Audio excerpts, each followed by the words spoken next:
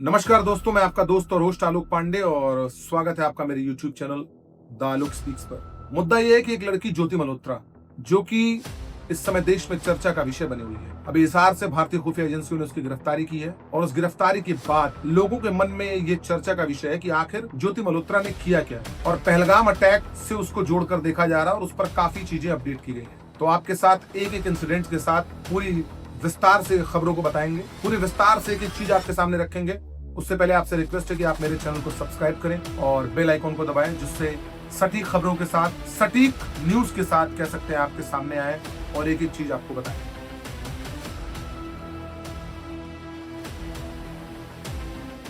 तो दोस्तों, शुरुआत होती है एक लड़की जो हिसार की रहने वाली है।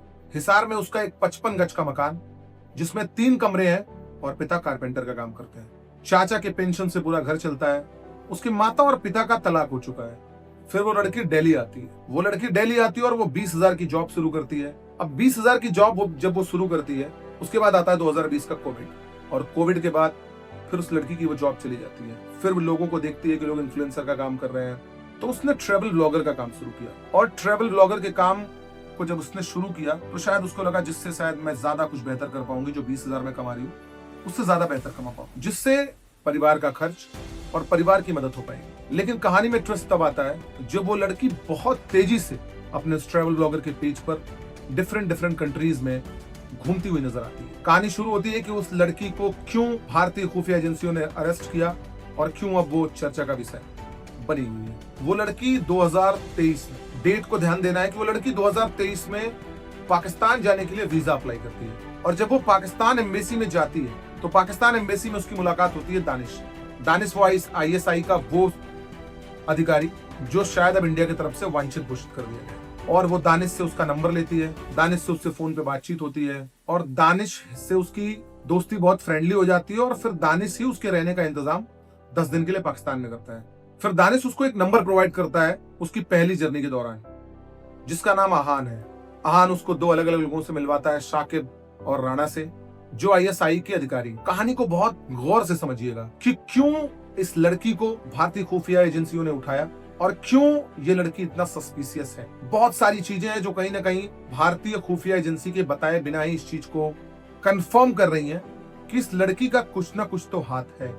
अब कहानी ये है कि जिस पाकिस्तान में शायद लोग जाना पसंद नहीं करते, एक टेररिस्ट कंट्री के रूप में वो पाकिस्तान जाना जाता है, जहां का ट्रेवल अवॉइड करते हैं लोग। मैक्सिमम कंट्रीज की ट्रेवल एडवाइजरी है कि पाकिस्तान की जर्नी करने से बचें। उस पाकिस्तान का 2 साल में 3 बार वीजा मिलता है इस लड़की को, और उस 3 बार वीजा के दौरान जो एक नॉर्मल आदमी से इतर इसको वहां पे फैसिलिटीज मिलती है। वो फैसिलिटीज जैसे पाकिस्तानी पुलिस की सिक्योरिटी, ISI की पार्टियों में VIP मेहमान के तौर पे इसकी एंट्री, ये 2 चीजें हो गई। तीसरी चीज है कि वो लड़की जो एक नॉर्मल 3-3.5 लाख जिसके फॉलोअर इंडिया में, एक नॉर्मल ट्रैवल ब्लॉगर है, वो लड़की जो हरियाणा के CM से नहीं मिल सकती, वो पाकिस्तान के प्रधानमंत्री शहबाज शरीफ की भतीजी और पंजाब, जो पाकिस्तान का पंजाब है, वहां की मुख्यमंत्री मरियम नवाज से मिल लेती है। तो ये सब कुछ बहुत सस्पिशियस है। अब इसके बाद वो लड़की सबसे ज्यादा जो टूर करती है, सबसे इंपॉर्टेंट आपको तारीख समझनी पड़ेगी, 2024 15 अप्रैल वो लड़की यहां से दोबारा पाकिस्तान जाती है। पाकिस्तान जाने के बाद वहां से वो चाइना जाती है और फिर चाइना से काठमांडू जाती है और काठमांडू से रिटर्न इंडिया आती है। शायद वो उसके लिए बहुत आसान भी हो सकता है, शायद वो इंडिया वापस आ सकती है, लेकिन वो इंडिया वापस नहीं आती। एक लड़की जो 20,000 रुपए महीने की इनकम कर रही थी, जिसका हिसार में 55 गज का मकान है। आप सोचिए, मैं इस बात को मेंशन इसलिए कर रहा हूं कि एक नॉर्मल परिवार ऐसा जैसे कि जिसके पिता कारपेंटर हो, वो लड़की डिफरेंट कंट्रीज का टूर ऐसे कर रही है जैसे वो किसी मिलियनियर की बेटी है, और अभी वो 2 साल पहले तक 20,000 रुपए की नौकरी करती है।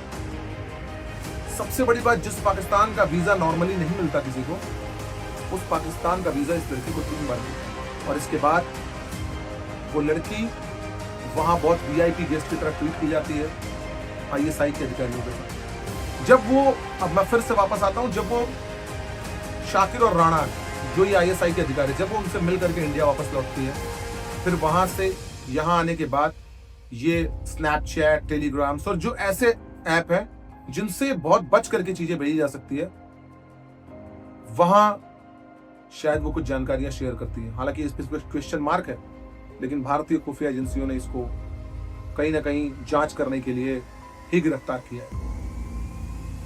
दूसरी प्रमुख बात यह है कि पहलगाम इंसिडेंट्स के पहले, जो पहलगाम इंसिडेंट हुआ उसके पहले वो लड़की कई बार पहलगाम का दौरा करती है 1.5 साल में। जिस दिसंबर जनवरी में लोग वहां जाने से बचते हैं, वहां उसको पूरी तरीके से फैसिलिटी मिलती है। वो जाती है जनवरी दिसंबर में, और फिर इंसिडेंट के होने के 1 महीने पहले भी वहां जाती है। और अपने इंस्टाग्राम चैनल से वो सिर्फ 2 ही चीज फॉलो करती थी, इनक्रेडिबल पहलगाम, और दूसरी चीज अपने चैनल को। जो लड़की दुबई जाती है, जो लड़की थाईलैंड जाती है, काठमांडू भी जाती है, चाइना जाती है, शायद उसको और कोई सिटी समझ में नहीं आई, या शायद किसी और चीज को फॉलो करना उसने इंपॉर्टेंट नहीं समझा, सिर्फ पहलगाम पे उसका फोकस कहीं ना कहीं इस बात की तरफ इंगित करता है कि कुछ ना कुछ तो गड़बड़ है। और शायद इसी वजह से जब हरियाणा पुलिस ने उसको गिरफ्तार किया, उसके पहले 1 दिन पहले हरियाणा पुलिस हिसार पर उसके घर जाती है, उसकी मोबाइल, उसके पिता की मोबाइल, उसके चाचा की मोबाइल और उसका लैपटॉप सब जब्त करती है। फिर उसी दिन 9 बजे रात को वो छोड़ देती है। फिर उन मोबाइल में, उन लैपटॉप में जो चीजें निकल करके आती है, उसके बाद भारतीय खुफिया एजेंसी फिर से आदेश देती है और अगले दिन सुबह फिर से ज्योति मल्होत्रा को गिरफ्तार कर लिया जाता है। और अभी वो भारतीय खुफिया एजेंसियों के पास ही है। जांच चल रही है, भारतीय खुफिया एजेंसी जांच कर रही है, लेकिन इतनी सारी बातें जो पूरी तरीके से सस्पिशियस है, जो हमको आपको समझने के लिए बहुत आसान है कि शायद ज्योति मल्होत्रा ने कुछ चंद पैसों के लिए शायद अपने देश के साथ गद्दारी करने की कोशिश की। मैं बार बार कह रहा हूं ये क्वेश्चन मार्क है, लेकिन ये सारी बातें किस तरफ इशारा करती हैं? आप भारत के नागरिक होने के नाते आपको यह समझना पड़ेगा कि जितनी चीजें मैंने मेंशन की है, शायद वो किसी नॉर्मल आदमी के लिए इतनी आसान है। 20,000 रुपए कमाने वाली लड़की, हिसार में 55 गज का मकान, पिता कारपेंटर, और इतनी कंट्रीज का टूर पिछले 3 सालों में, यह आसान है? पाकिस्तान कोई 3 बार घूमने जाता है, वो भी पाकिस्तान कह रही है मैं पाकिस्तान घूमने जाना चाहती थी, जो उसने जानकारी दी भारतीय खुफिया एजेंसियों को। आप समझिए कोई पाकिस्तान को इतना एक्सप्लोर कर सकता है, जहां जगह जगह बम धमाके होते हैं, जहां क्रिकेट खिलाड़ी सुरक्षित नहीं है, जहां बच्चे सुरक्षित नहीं है, कोई भी सुरक्षित नहीं उस टेररिस्ट कंट्री में, और वहां पे वो लड़की घूमने जाती है 3 बार। तो सब कुछ बहुत सस्पिशियस है और शायद कुछ अलग निकल करके आएगा। लेकिन मैं एक बात अपने देशवासियों के सामने रखना चाहता हूं कि अपने देश के साथ गद्दारी, जिस मिट्टी पर रहकर हम अपने भारत देश को इतने गर्व से सीना चौड़ा करके सैल्यूट करते हैं, खुद को भारतीय कहते हुए गौरवान्वित महसूस करते हैं, उस भारत देश के अंदर कुछ ऐसे लोग भी हैं। और जब तक अपने देश में ये जयचंद, ये गद्दार रहेंगे, तब तक शायद ये आतंकी घटनाएं बहुत आसान रहेंगी। भारत कभी दुश्मनों से नहीं हारा, भारत हमेशा जयचंदों से हारा है, और शायद हमें आपको इस पर गौर करने की जरूरत है। हालांकि उसके पिता ने कहा है कि मेरी बेटी मुझसे कह के गई है कि मुझे फंसाया जा रहा है, मेरी कोई गलती नहीं है, लेकिन शायद इतने प्रूफ जो हम आपको दे रहे हैं, जो भारतीय खुफिया एजेंसियों के पास शायद इससे बहुत ज्यादा होंगे, और इसलिए वो इतनी जांच कर रही है। और पहलगाम आतंकी हमले की तह तक तो पहुंचना होगा। आईएसआई की उस मिलीभगत और पाकिस्तान किस प्रायोजित आतंकवाद को जानना होगा कि कौन से ऐसे लोग हैं जो इस देश के अंदर रहकर पाकिस्तान की मदद कर रहे हैं। यह समझना बहुत जरूरी है। तो मेरे दोस्तों, मैं आपसे सिर्फ इतना कहूंगा कि भारतीय एजेंसी, भारतीय सेना हर उस तह तक जाएगी जो भारत के खिलाफ साजिश रच रहा है। उम्मीद है मैं आप सभी के जो सवाल हो गए उनका मैं जवाब दे पाया हूं। जिनके जवाब नहीं दे पाया हूं, मेरे YouTube के कमेंट्स में जाकर अपने सवाल पूछ सकते हैं, हम आपको रिप्लाई करेंगे। मेरे इंस्टाग्राम चैनल पे जाके सवाल पूछ सकते हैं। और आप सबसे मैं रिक्वेस्ट कर रहा हूं कि प्लीज आप मेरे चैनल को सब्सक्राइब करें, बेल आइकॉन को दबाएं। मैं सटीक खबरों के साथ आपके सामने, हमेशा मेरा प्रयास रहेगा कि इस यूट्यूब चैनल के माध्यम से आपके सामने सटीक खबरें रखूं। तो सभी लोग अपना ख्याल रखिए, खुश रहिए, सेहत का ख्याल रखिए, अपने माता पिता का सम्मान करिए। धन्यवाद।